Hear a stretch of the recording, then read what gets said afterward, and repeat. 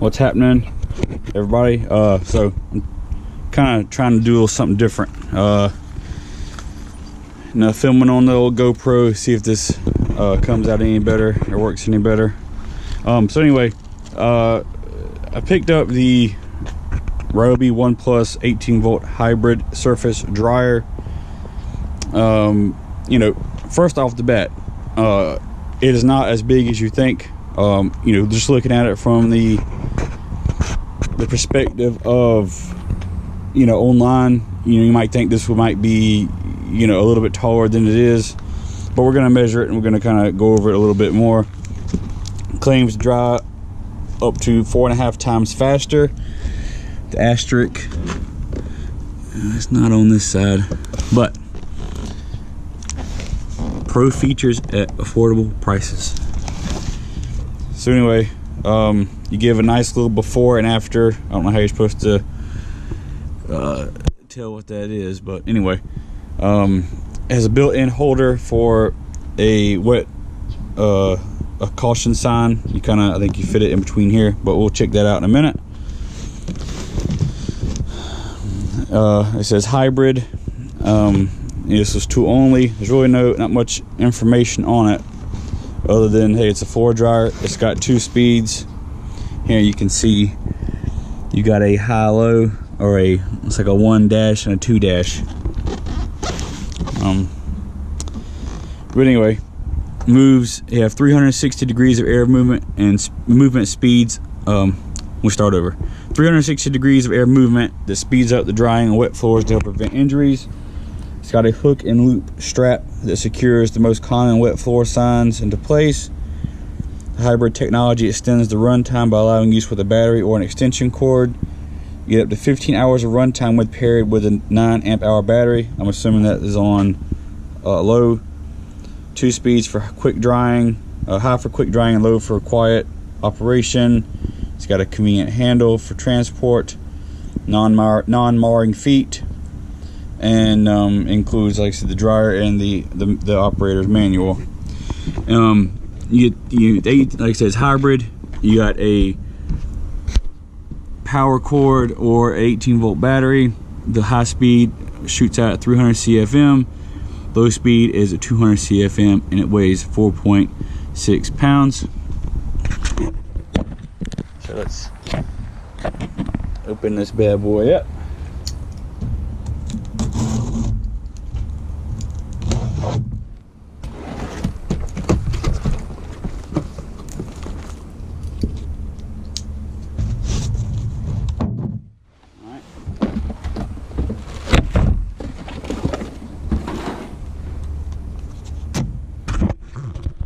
So right out the gate, instructions, helpful to read those at a later time. And of course you got the unit itself. Sorry, I would not expect it to be this difficult to take the paper off. Alright. So yeah, it's definitely a lot shorter than I thought. Let's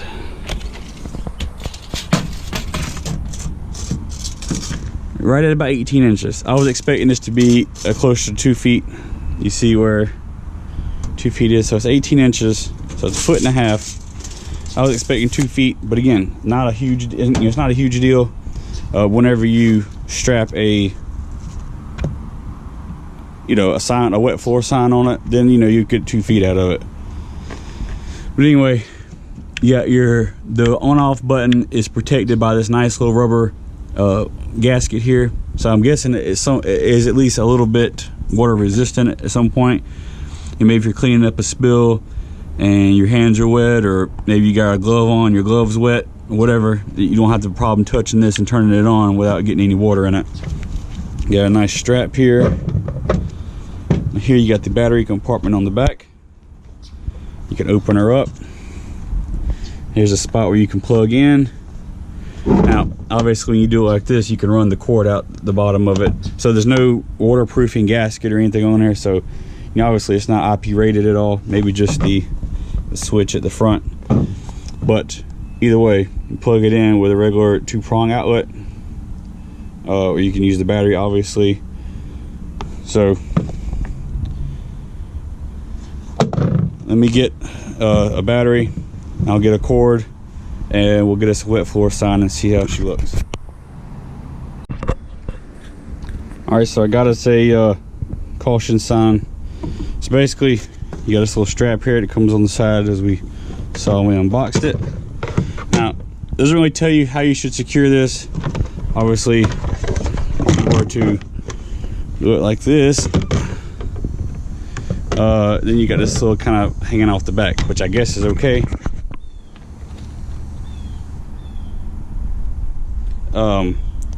But then it just kind of sits there and flops.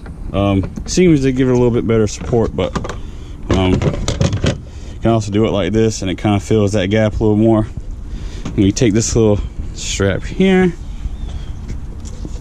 then you put it in this little, there's a little notch cut out on the side, and you run it through there.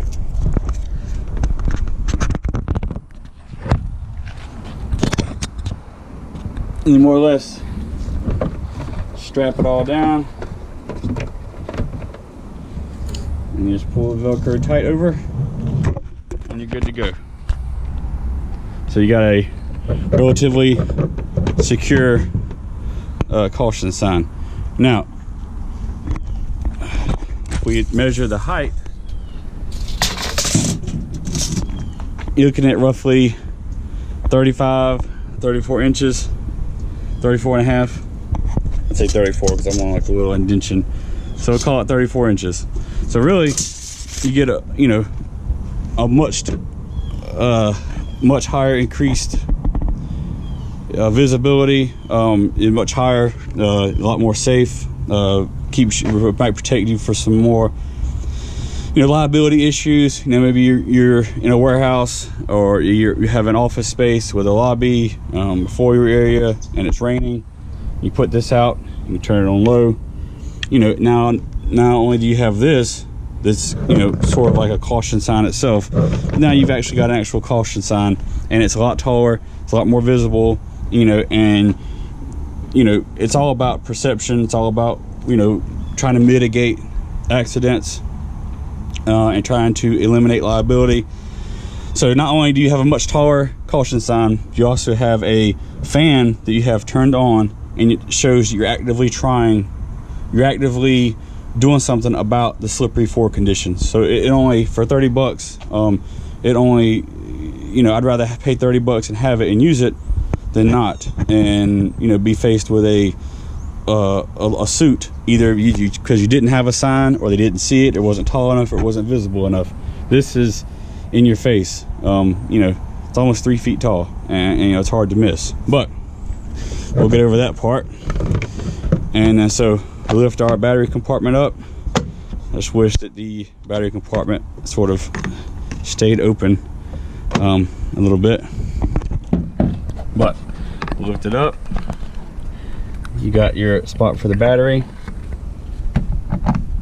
and put battery in, good to go. I got 3 bars left on this battery, so that should be plenty. It's in there, it's secure, and it looks like you can run some sort of wire, or maybe you have like a little padlock, you know, something small you can run through there. It doesn't have to be anything heavy duty, but that prevents somebody from opening this door, taking the battery out, or possibly unplugging it if you have that plug on. But anyway, let's turn this bad boy on. Let's set it for speed 1.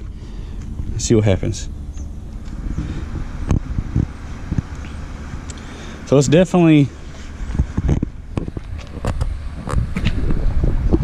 blowing out, for sure. It's not very loud on speed 1 at all.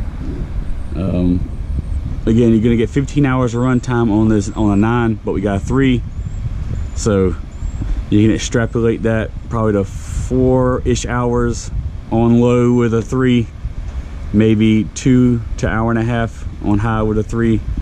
So you definitely want a higher amp hour battery for sure. I mean, especially if you're going to be running it on high. All right, let's flip it to 2, and now that bad boy really cranks up. Now you're really drying off the floor. It's blowing that bag over there. You can see it moving. So it's really extending way out. You can really feel it past the bed of the truck.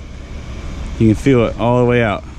So this is, you know, 2 is really going to be your floor drying, you know, fan for sure. I think probably 1's more of a maintenance mode. You know, you're trying to maintain the dry floor. Maybe you have a spill, or you know, a lot of people are coming in a downpour. You hit the speed 2, get it dry real quick, and then maybe knock it down to speed 1 to save some power, save some battery life. And you're really gonna, you know, just be in a maintenance mode. That way, as people walk in, it'll start to dry that instead of, you know, having it on 2. You know, it's also a lot quieter on speed 1. All right, let's take the battery out, and then you just put the regular plug in right here.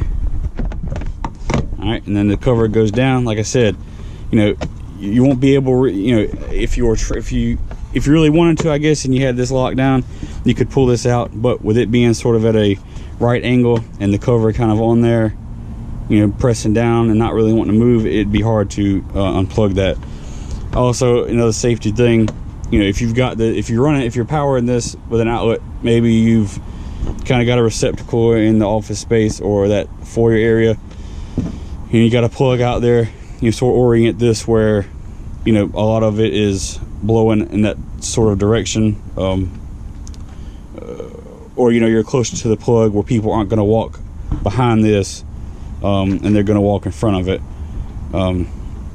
So anyway, let's turn this on. Again, speed 1. Really no different. Not really much of a difference that I can tell off the bat from using battery versus, you know, corded power. You know, it is 360 for sure. And I guess one feature that I guess you could add yourself, it might look a little tacky, that, like I said, if you were having this up against the wall and, you know, there was an outlet on the wall, say there was an outlet right up here against the wall, you know, and you wanted to have a small extension cord, you could put it here, and then nobody's going to walk behind the wall because the doors are over here and you're walking in front. And being able to, if you wanted to choose between 360 or 180, you know, if you had the option to only let the air come out of the front half instead of the back in that situation, that circumstance. Now, like I said, could you finagle that and figure out how to work? Yeah, but it'd probably look a little gaudy. You put a couple pieces of tape on this side, force it to come out the front and the sides, and you kind of got you a directional floor dryer. You know, say you work in a kitchen maybe, or you work, you know, in a restaurant, and you know, somebody spills in the kitchen or somebody makes a mess when they're washing dishes. Pop this bad boy out, hit it on 2, dry it up real quick, turn it off and get it out the way. I think that was all. Pretty much wanted to just kind of open her up and kind of go through the paces. Obviously, this doesn't really matter if you've got an HP battery or a regular battery.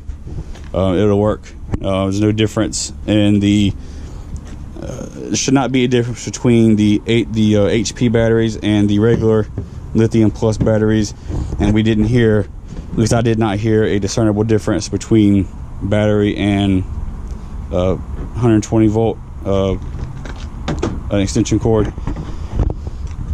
All right, that's pretty much it. Just want to kind of go over that for people who maybe were interested or thought about picking it up. I don't see, you know, for $30, which I think they're trying to sort of get them out of the store and get rid of them. For $30, it's really not, you know, you can't really beat it. You know, definitely if you don't have time to maybe, you know, because you can mop and you can do all that if you know, all day long, and then short of taking out a towel and maybe dragging it around with your foot or getting on your hands and knees and wiping a spill up, you know, short of doing that, there's not any way to make a spill or a wet floor dry any quicker then blowing air over the top of it. Another one little caveat about this is that the area directly underneath the dryer is not going to be dry. Obviously there's no outlet at the bottom. There's no outlet at the bottom, so there's no way for, actually I take that back. All right, I was mistaken. They're kind of hard to see, but they've got 3 of these little tabs here, and they kind of blow in the same direction around, so it creates like a little bit of a funnel here. So actually, yeah, the stuff underneath will get dry.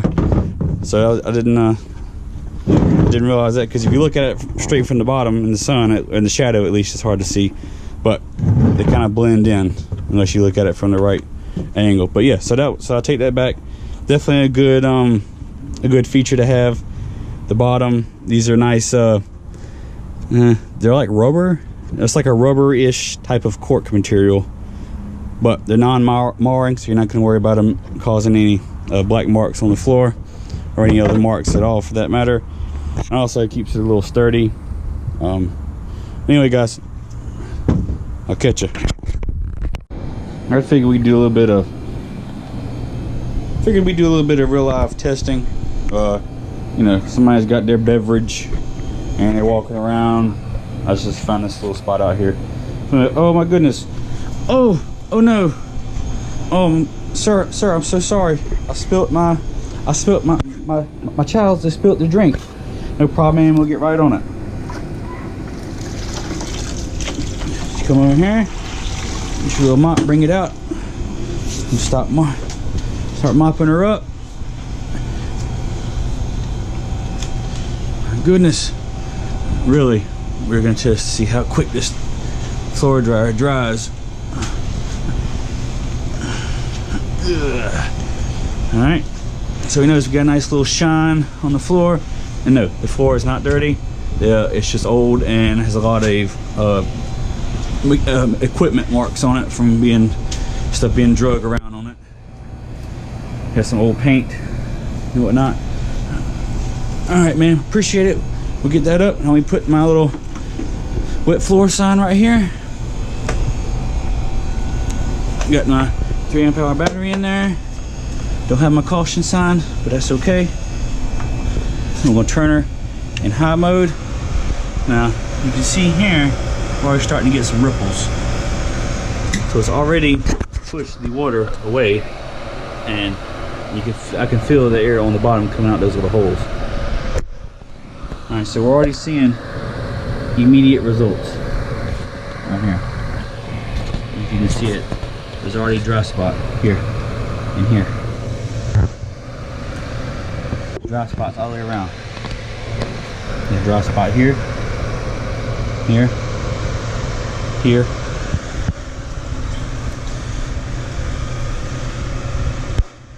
I'm gonna watch it for a minute and see. And you can feel the air all the way out here, and you can see in this little bubble right here that the air is blowing out here. So obviously I did not mop the liquid up as well. Let's be honest with you, it was water. Did not mop it up as good as I would have normally if there was some sort of spill or something. But you know, already in the immediate area surrounding, we're getting some dry spots already. I'd say within probably 10 inches, we're already seeing a dry floor.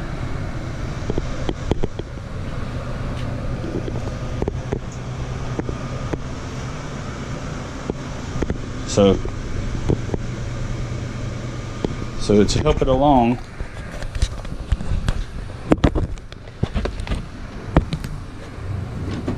let me get the trusty mop out and see if I can help it out a little bit like you would in a more or less real world situation, and the heavier stuff that's on the outside. I'll go ahead and do a quick little mop up out here to get rid of some of the excess liquid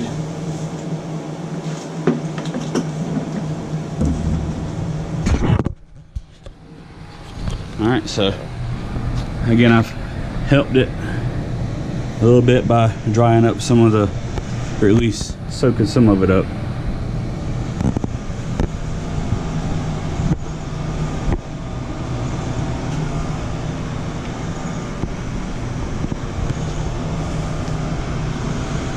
You can move it over here. Now, again, the jury's still out on the little slots underneath. There's still, like I was telling you about, there's the wet spot right here in the middle, and you go all around the outside is dry. So again, right here in the middle, outside is dry. A little bit concerning, not the end of the world, and it's certainly not a make or break type deal. But now, from the time we've already moved this over here, we're already seeing streaking, drying, especially around the actual unit itself. Here is completely dry. Still got a couple residual things, but you know, not gonna do the whole thing. But obviously, this is just a quick little demonstration of, you know, it being able to dry, you know, a thoroughly mopped, properly mopped, you know, spot pretty effectively and quickly. And then, like I said before, once you kind of get everything dried up from the downpour, flip it on low speed, and now you can't even hear it. And you can still feel the air blowing all the way out here. So you probably got a good 10-foot radius on low where it, you know, the air goes all the way out to. And I say even on high, I mean, you got probably 15 feet from the center, or 7 foot from the center, so probably 14 to 15 feet total diameter of air moving capabilities. Now, just from this little time, most of the water is dry. We got that spot underneath we looked at a minute ago. But everything else, got a little spot here. Everything else is pretty dry. A couple streaks, nothing that, you know, another 30 seconds under the fan wouldn't fix. You know, just a couple of residual things that, you know, I say within 5 minutes you could have that spot dry. You know, having properly mopped it, even all the way over here. We got a little bit of water here, but that's nothing else around it. And then there's a little bit of water here where I kind of left off with the mop on the outside edge. But I don't think that it would take that long to finish drying it. And even if you did a pretty sloppy job at mopping, you stick that down, I think you'll be gold.